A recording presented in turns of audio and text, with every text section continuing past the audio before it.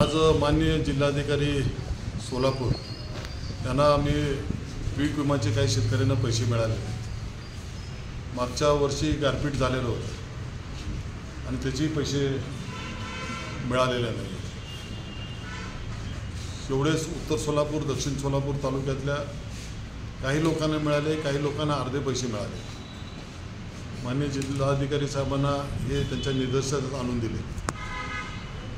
ताबडतोबपणे कृषी अधिकारी सोलापूर यांच्याशी सुसंवाद साधला आणि सोमवारी परत सगळी माहिती घेऊन आमच्या शेतकऱ्याबरोबर त्यांनी मीटिंग लावून सांगितलं। ज्यांना याचा सगळा अभ्यास आहे, सगळ्या प्रोसेस काय काय असतं घेऊन या म्हणले। आणि जे शेतकरी 4-5 आहे, ज्याला ह्याच्यातलं ज्ञान आहे किंवा ह्याच्यातलं नॉलेज आहे, असे शेतकरी कृषी खात्यातले अधिकारी माननीय जिल्हाधिकारी यांनी स्वतः बोलवले। मला खूप चांगलं वाटलं की एखाद्या पुढाऱ्याला न बोलवता शेतकरी स्वतः माझ्याबरोबर चर्चा करायला येऊ द्या असं त्यांनी सांगितलं। आणि जे 15-16 कोटी रुपये मिळाले ते काही ठराविक लोकांना मिळाले, काही शासनाकडून पैसे याचे राहिले नाही, ते अजून शेतकऱ्याच्या खात्यावर डायरेक्ट येणारे ते आले नाही। अशा प्रकारचं आम्ही जिल्हाधिकाऱ्यांना निवेदनामार्फत दिलं आणि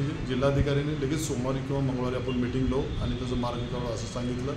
त्यामुळं शेतकऱ्याची बाजू घेणारे, शेतकऱ्याचं कळवळा असणारे हे जिल्हाधिकारी आहेत। मागच्या 4-5 मीटिंगमध्ये मला लक्षात आलं। त्यामुळं अतिशय आनंद वाटला की अशा अधिकारी सगळ्या डिपार्टमेंटमध्ये असावं, ज्यांनी शेतकऱ्याचं काम करावं।